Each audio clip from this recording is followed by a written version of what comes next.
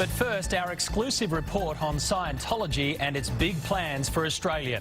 We go behind the closely guarded walls of Scientology's celebrity headquarters, the place where Hollywood A-listers like John Travolta and Tom Cruise practice their controversial religion. And now, the church wants you. The world's leading Scientologists consider Australia a major battleground because of claims of serious abuse and criminal conduct, as well as a possible Senate inquiry.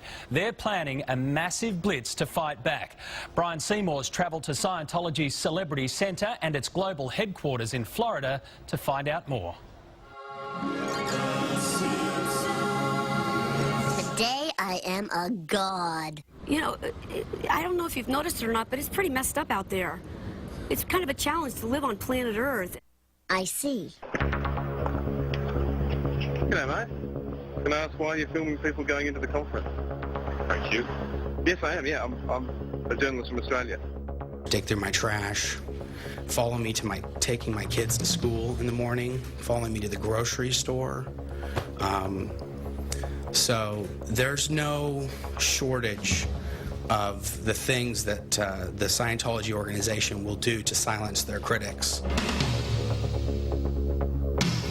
Scientology is planning a major push in Australia. A new super centre will open mid-year, along with a publicity campaign to combat an avalanche of negative publicity. You've seen some of the stories we've reported on today tonight? Yes, I have. Well, buddy, you got it. Right here, right now. I'm angry. Real angry. Worldwide pattern of abuse. Oh, God, looking at human beings as assets. Scientology is not a religious organisation.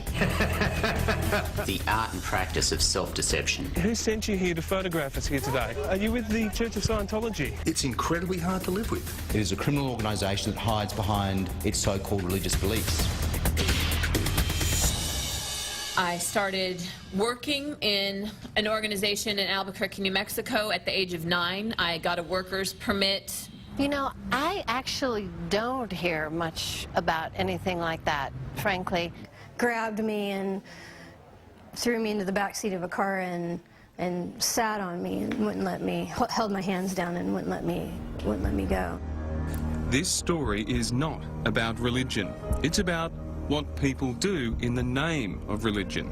It's a test of faith, of sanity, and control. 'Cause I gotta have faith. I gotta have faith. Because I got to go. I got to have faith. For more than 2 years, the Church of Scientology has refused to grant us an interview. When we came to Hollywood, we expected the same wall of silence to be thrown up. Then we got word. Scientology's international spokesman wanted to meet with us, show us around and grant us an interview. You might remember him. His name is Tommy Davis. No, I'm not stopping here. You listen to me for a second. You're accusing members of my religion of engaging in brainwashing. No, Tommy, you stop! Brainwashing is listen to me! You were not there at the beginning of that interview! Australians know you, Tommy, obviously from this screaming tirade that you copped from John Sweeney, that he says was a result of being followed, harangued and harassed and browbeaten by you. What the hell happened there, mate? How do you feel? Have you felt browbeaten or harassed by me? Well, no. Has that been your experience? Well, no, and people might wonder if you've purposely avoided going me to present a very calm, relaxed... This is what I'm saying. People might wonder that when they juxtapose that... You did not hear or record all the interview! With the Tommy I'm sitting in front of. Yeah. Are you a Jekyll and Hyde? No, I don't think so. What's been your experience? Well, I haven't seen that Tommy. Okay, good. Today. I don't think you will. but that's kind of the Jekyll, isn't it? Well, that was a pretty unique situation. Almost as unique as the different versions of the truth about Scientology. But the truth is out there, somewhere. Scientology said they'd help us to report it by graciously granting us exclusive access to some of their top celebrity adherents. Yeah, I think it's important to hear from people who actually are Scientologists and are practicing their religion. Practitioner number one is Tommy's mum, actress Anne Archer, famous for her role in Fatal Attraction. Wow, well, you know, I've been a Scientologist for about 31 years now, and I would say it's responsible for creating a sane and happy life for me. Marisol Nichols, a favourite of fans of the hit TV show 24 and films like Vegas Vacation. I came into Scientology, still partying, doing drugs, that kind of thing. Struggling actress, not happy, very miserable, very single. I can answer that. Erica Christensen is a rising star who appeared alongside Michael Douglas in Traffic. I feel an intense sensation of being myself. And it's wonderful because the emotions that are not myself are all the ones that are not so awesome feeling, you know?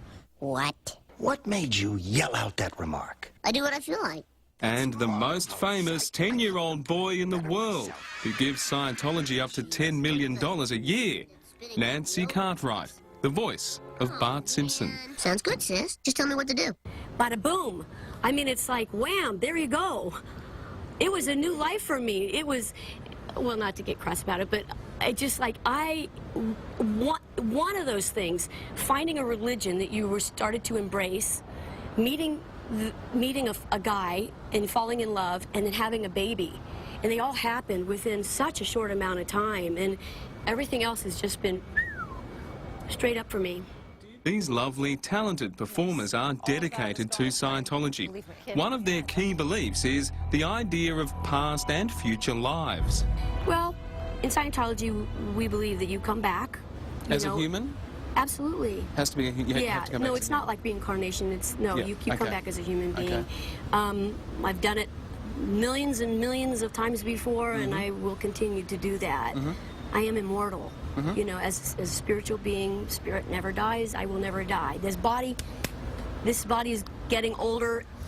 As I'm sitting here in front of you, that I will continue to go on. But as far as joining the Sea Org, I'm doing my dream. Oh, well, me personally, I believe I will die and then I'll be reincarnated. I believe in reincarnation.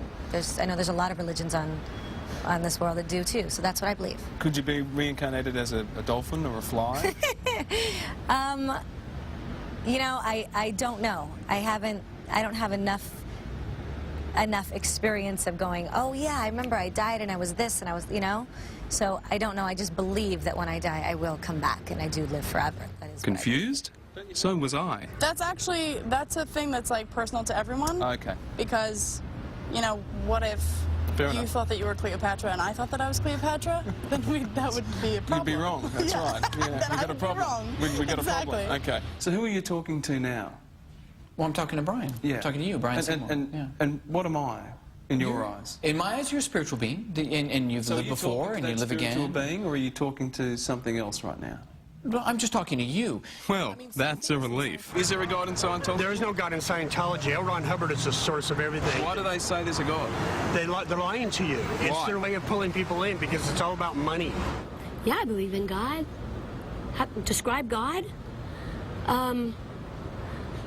Wow. Well, I would say for me, it's a really personal question. Well, it is, and you don't have to answer it. It's we can move on if you don't want to answer it. It's entirely up to you. Yeah. It's certainly not a test. Okay.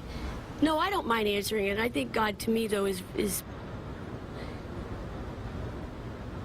I believe that there is